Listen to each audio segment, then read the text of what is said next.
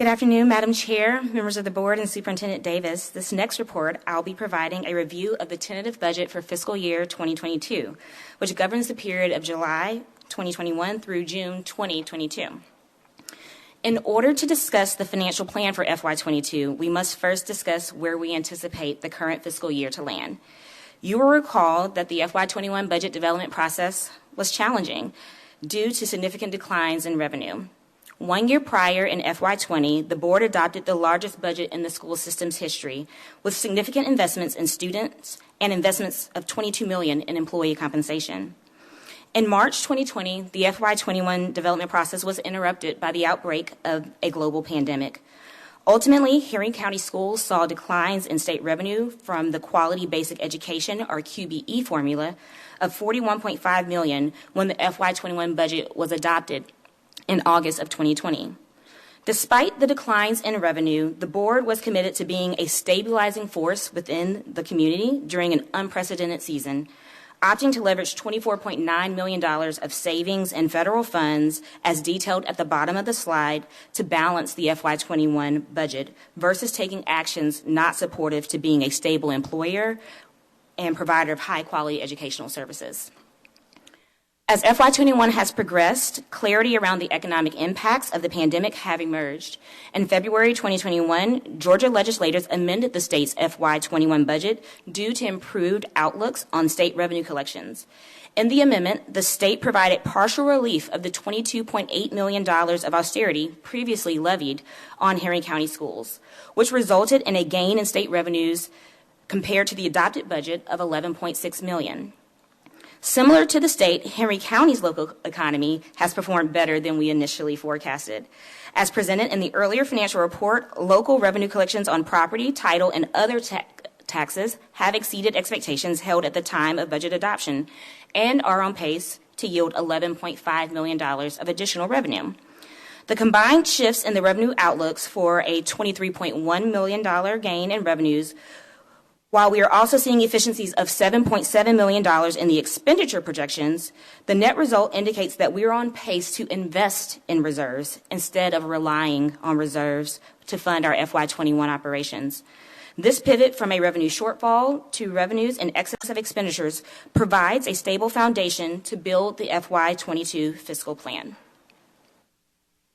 So as we begin the conversation on FY22, it is important to note that there are changes in the revenue sources compared to prior years. Accordingly, I wanted to quickly remind the Board and public of the 4 fund types that are included in the school system's budget. First, we have the general fund, which is the account used for daily operations like salaries, instructional supplies, maintenance costs, etc. Next is the special revenue fund. This fund accounts for grants given to Henry County Schools for designated purposes, as well as the financials associated with our nutrition and after-school programs, which are enterprising activities. Next is the Capital Projects Fund, which allows for separate tracking of the revenues and expenditures related to capital improvements authorized by the Board. And finally, there is the Debt Service Fund, which captures revenue and expenses associated with our long-term debt. The 4 funds we just reviewed represent the 4 columns in the budget document that the Board takes action on, which is pictured on the slide and presented later as a business item. Over the next few slides, I will cover the revenues and expenditures of each fund, but first, I wanted to provide a comprehensive overview of budgetary highlights that are included within this budget. Consistent with past budget cycles, the Board has expressed interest in investing in the personnel of Henry County Schools to ensure our system can attract and retain the best talent to teach, lead, and support our students. The FY22 budget proposal includes an increase to the current salary scales by 1%. Honoring salary steps due to employees for years of service, which can also yield an additional 1 to 3%. And an additional investment in job families that have salary scales starting below $15 per hour to accomplish a minimum of a 50-cent raise in the hourly rate for all employees in that job family. This will represent the most significant investment in Henry County Schools' starting rate for identified job families to date, and successfully achieves all starting salaries beginning at or above the $9 hourly rate. We know that the key to advancing opportunities, access, and outcomes for students and to provide the guarantee of an exceptional learning experience and high-performing school district, we must retain and attract the best talent in this profession. We believe our students deserve the most effective teachers, leaders, and staff, and have prepared an FY22 budget recommendation to continue ensuring we have a competitive strategy to employ a talented workforce. New personnel recommendations are included in this budget as well. For the past 2 legislative cycles, the board has indicated that it sees the need for each school to be funded for a mental health professional. With access to funding that has been provided to respond to intensified social, emotional, and mental needs stemming from the pandemic, this budget includes a consideration to provide each school with a mental health and wellness facilitator and make the board's legislative priority a reality. Additionally, there is a recommendation to provide each school with a student data clerk to respond to heightened reporting requirements and school accountability dashboard supports as called for by the board's intended policy. There are additional positions anticipated to address growth in the operational footprint of the district and the board's strategic initiatives in STEM, wellness, and accountability reporting. Over the past 2+ years, we have added 2 new schools, a new PAC, multi-purpose additions at all 10 of the high schools, and increased the number of routes to provide student transportation. Based on formulas, it is now time for us to invest in operational personnel to support facility and transportation operations. Other personnel needs identified to respond to board's expectations include the creation of a data and accountability department and positions aligned to STEM, wellness, and community engagement initiatives per the board's strategic action plan. The budget recommendation also includes targeted investments in high-quality instruction and support services. To start, this proposal maintains the teacher-student ratio and formula for teacher allocation, as is, sustaining and strengthening the low teacher-student ratios while providing additional support positions for Impact Academy's expansion. Next, the budget includes a $4.5 million investment in writing and adaptive literacy instructional resources. There is a recommendation to provide an annual supplement to establish a principal lead for each cluster to support family and community engagement through the K-12 experience. Finally, we have seen the importance of providing high-quality support services despite the fiscal challenge of doing so, and this budget commits to sustaining continuity of access to wraparound services in nutrition and after-school services. Now that we've covered the thematic highlights, we will review each fund, starting with the general fund. The top of the slide provides a view of revenue by sources over the past 3 budget cycles. If we first focus on the state revenues, you will see the dramatic decline from FY20 to FY21, and you'll start to see a recovery in our FY22 operations projections. The drivers of the change in the state revenue forecast from FY21 to FY22 include the continuity of partial austerity. While we are seeing improvement year over year of $13 million due to the relief provided by the recent legislative actions, it is noted that the state will continue to withhold $9.4 million of funds earned by Henry County Schools for FY22's austerity measure. Another significant driver of revenue change is the return of the Equalization grant. If you recall, the Equalization grant earnings declined by $2.3 million between FY20 and FY21. In FY22, we will recapture that loss based on the performance of our 2019 tax digest in relation to other counties in Georgia, and that increases about $13 million year over year. There is a $3 million decline in revenue attributable to declines observed in student enrollment over the last 3 count cycles occurring October 2019 through October 20. The effects of the decline are offset due to an increase in the earnings per teacher for TRS, healthcare, and training and experience. I'd like to note that our projections do show a rebound in student projections in the years to come. Regarding local revenue streams, growth is driven by the anticipated growth in the tax digest of at least 3.76%, local indirect cost reimbursement associated with the new federal grants, and anticipation of continued strength in our taxes such as title and real estate transfer fees. Turning to expenditure side of the general fund, the investment in students is evident.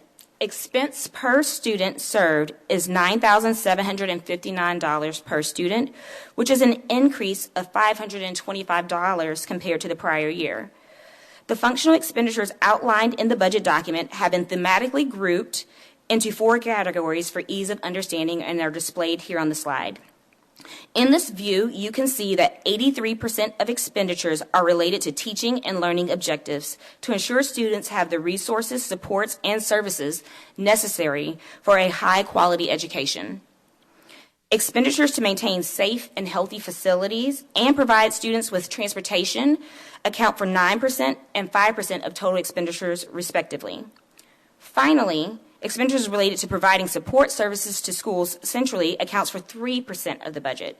Support services include personnel that provide administrative oversight, facilitate our business operations, and other functions key to the success of a decentralized and balanced system of autonomy. With revenues forecasted at $406.9 million and expenditures at $414.5 million, there is a projected shortfall of $7.6 million to provide the ambitious plan of instruction and services in FY22. However, the shortfall can be resolved through use of $7.6 million of federal funds allowed to support continuity of services as schools continue to navigate circumstances of the pandemic. I remind the board that Henry County Schools is currently facing austerity of $9.4 million, and the continuity of services use of federal funds is designed to provide relief in these circumstances. Next, we will look at the Special Revenue Fund, which is comprised of grants and local revenues designated for unique and specified purposes. In accordance with government accounting standards, each unique program must be separately tracked for the revenues and expenses. Similar to our deep dive into the general fund, I am starting with a 3-year view of the Special Revenue Fund, focusing on the revenue trend. You will see a shift in the revenue sources as we enter into FY22. While the state revenues are relatively flat over the past 3 years, we do anticipate that local revenues, which are attributed to the collection of funds for school activities, school nutrition, and after-school enrichment services, we do not anticipate that we will see the return of prior experiences from FY20 and 21 as we enter into FY22. The significant growth in federal revenue sources is attributable to the new funding authorized by the government known as the Elementary and Secondary Education Emergency Relief Fund, which is referred to as ESSER for short. ESSER is the broad title that encompasses the different funding amounts that have been authorized by federal legislation such as the CARES Act in March of 2020, the Coronavirus Response and Relief Supplemental Appropriations Act in December of 2020, and most recently the American Rescue Plan in March 2021. As we turn to look at the expense side of the Special Revenue Fund, I will focus on those expenditures which will be federally funded, as that represents 90.1% of the activity for FY22. Before we focus on the information presented on the slide, I would like to point out that there are 2 types of federal funding Henry County Schools receives. There is the traditional funding for long-standing programs authorized by the government, such as Title I, Title II, Title III, and Title IV, funds for migrants, homeless, and special needs students, and the federal contribution for breakfast and lunch services. The other category is the ESSER funds that we just discussed. Regardless of the funding source, it is important to note that the federal grants operate on a reimbursement basis, meaning Henry County Schools will first incur the expense from our general funds and then request reimbursement from the Georgia Department of Education, who is often the sub-grantor of the funds allocated. Another nuance of federal grants is that they allow for use of funds over multiple years. Allocated amounts not expensed in a given year are carried over to subsequent periods as allowed by the grant. Accordingly, the expense forecast of a given grant will not equal the total grant award if carryover is anticipated. With that context provided, we can see the breakdown of the FY22 expenses on the slide into the 2 categories, traditional and ESSER, with an additional view provided of the ESSER 2 versus ESSER 3 funds use. Henry County Schools anticipates use of ESSER II funds authorized by the Coronavirus Response and Relief Supplemental Appropriations Act, often referred to as CARES 2, to cover the $7.6 million shortfall of the general fund previously discussed, and over $2 million to ensure our school system has the resources and supports necessary to continue to respond to the coronavirus risk, including the introduction of a K-5 therapeutic behavior support program for students. At present, Henry County Schools anticipates use of ESSER III funds of $24.9 million during the FY22 school year for mental health and wellness personnel, learning recovery and learning acceleration resources, and improvements to elementary school gym ventilation. A comprehensive plan for the funds allocated by the American Rescue Plan is under development, and details of this planning effort will be shared by Chief Melissa Morse in the next presentation. The last two funds we will review are the Capital Projects Fund and Debt Service Fund. Regarding capital projects, it is anticipated that the board will call for the issuance of bonds associated with eSPLOST 6, recently approved by the Henry County voters. Issuing bonds allows for us to forward fund projects so that we can begin them in advance of the collections, and collections for eSPLOST 6 do not begin until February 2023. Total expenditures across eSPLOST 5 and 6 are forecasted to be $64.6 million in FY22, with a significant component of the expense providing for the procurement of new computer devices for implementation during the FY23 school year. The Debt Service Fund accounts for the tax proceeds that are explicitly dedicated for the repayment of debt held by Henry County Schools. The school system incurs debt when it sells bonds to forward fund the capital projects, as we just discussed, and at present it is forecasted that collections will net $76.1 million, and the debt schedule will call for $47.9 million of repayment. As I conclude, I represent the budget document that the board will have the opportunity to take tentative action on this evening. Following the first of two budget hearings that is scheduled for 6:30 p.m. today. The budget will be considered for final adoption by the Henry County Board of Education on May 10th, 2021 at 7 p.m. Madam Superintendent, that concludes what I have prepared, and I turn it back over to you. Thank you, Ms. Clay. And Madam Chair, before I turn it back over to you, if I might, I just want to recognize the incredible leadership you provided to navigate this sort of uncharted FY22 development season, and applaud an excellent body of work. And I really also want to add, just as part of this report to our Board of Education and public, that it was clear that our Board of Education believed that we were to come out of this pandemic stronger than we went into this pandemic. And what I believe this budget represents is not only an ambitious commitment to being ready for students in unprecedented ways as we start next school year, but to also ambitiously launch a strategic plan that sets and charts the course for the next 5 years. And I believe we've done that. And really, as a governance team and as our community, our connection to conversations has really been ongoing.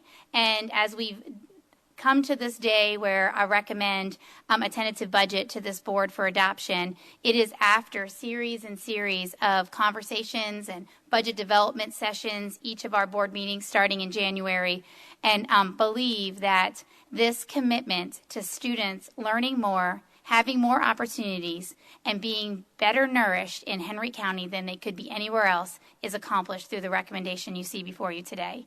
And the complexities of this past year did not dissolve as we prepared for next year. They remain ever present and are actually a part of really challenging and changing information. But I believe it's because of our connectivity as a governance team, we've been able to navigate this together each step of the way and have worked to provide the best recommendation that serves kids at the highest level with the highest per pupil expenditure and commitment that this board will have ever made. And so at this time, Madam Chair, that concludes what we have prepared, and we remain available for any discussion. Thank you for that, Dr. Davis, and thank you, Mrs. Clay. And I would personally just like to kick off this discussion by thanking you also, Dr. Davis and Mrs. Clay, for the multiple opportunities that you provided us as board members, beginning, I don't know how many months ago it was, but time flies. But anyway, just your genuine interest in what we as board members considered priorities. And so I appreciate those discussions. I appreciate you listening, as we shared, I think 2 by 2 and 1 at a time at some points. I've lost count now. But anyway, I just want to say thank you for truly being concerned about what each of us as board members had to say and consider as priority. So thank you. So at this time, does any board member have any questions or comments? Dr. Nutt? I teach math all day long, and my eyes are glazed over. So now I kind of understand how my students feel. Again, thank you so much for this. So I want to make sure I understand, because if I don't understand, I can't make others understand. This is going to include a one-time pay raise or a one-time pay for people who are not under Henry County Board of Ed, such as our custodians and our network people. Is that correct? If I could take that one. Yes. So the part of the complexity of this budget season is it's hard to talk about FY22 without talking about FY21. So the first portion of Ms. Clay's report was FY21, and it is because our organization does not have to rely on the $24 million in reserves once anticipated, and now has the opportunity to invest the $5 million in reserves. It is through that dollar figure that we can make an FY21 expenditure to extend the one-time pay supplement, not only to all of our full-time and less than full-time employees, but also to our contracted employees in custodial and in tech services. And the board will actually take action in a separate item in the business, but it is all associated with the FY21 conversation that kicked off the discussion regarding our preparation for FY22. It's what makes talking about FY22 impossible until you understand where we're landing for FY21. And so happy to entertain any further discussion about that, but just kind of wanted to position it as the sort of the first part of Ms. Clay's report. Okay. If I could, Dr. Nutt, also, that is one of our business items, and so we can talk more about that because it is a separate item on our agenda. So we will come to that. Hold my questions until then? I think so, when we come to that item. It's up to you, because I just have one more, but just one more question related to that, but I can wait till the business. I think if it's about the one-time pay supplement, we can discuss that when we come to that item, but if it's about what she had shared, maybe, I don't know if you have a different thought on that. I'm happy for the one-time pay, but they're my pet. I was not happy when they were not under Henry County Board years ago when we contracted them out. So what I would like to know is, what are the chances of bringing this family back home? What can we do a study? Just make me happy. Just do a study for me, so I'll go away and show me why I can't have these people they're just so vital. They're just so vital to our schools. Is that possible? I know I need the approval of the other board members, but maybe ask Mr. Malcolm if he could do a study or give us an overview of what actually will it cost us, to bring our family back home. And maybe if we can't do it in a year or two, can we phase it in? Okay, I'm going to be quiet now, but that's just where I was at.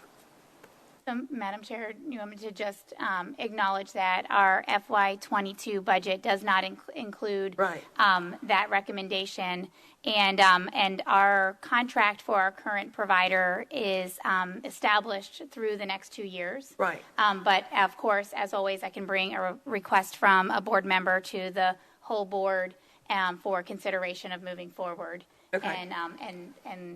So we have 2 years to do a study, correct? I'm happy to bring that recommendation and request to the full board for consideration. Keep plugging at it. Just keep it. Thank you. And thank you very much for all your hard work. And I'm waiting to see when you're expecting. I just never have seen anybody so tiny. Gosh. Thank you, Dr. Nutt. Mrs. Edwards? Thank you. I just want to mention that what Dr. Nutt has just stated and said about the custodians, I did mention that idea to Dr. Davis a couple of days ago. And my suggestion is to phase in the elementary level custodians first.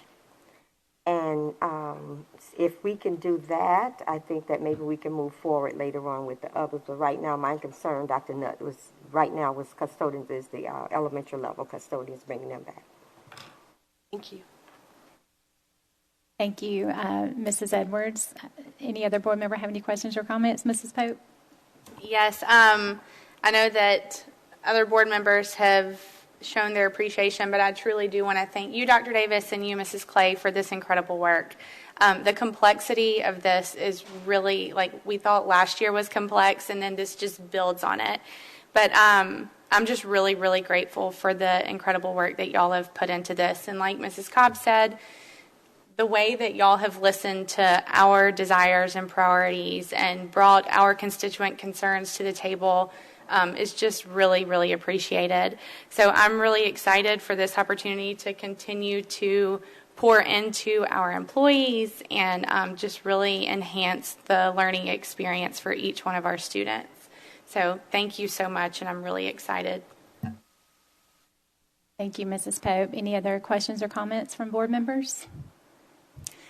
Thank you so much, Mrs. Clay. And again, thank you for helping us be so well prepared today. You've just been remarkable through this unprecedented, we love that word now, budget season. but I am very optimistic about it and what it's going to bring to our students and employees in our school system. So thank you so much.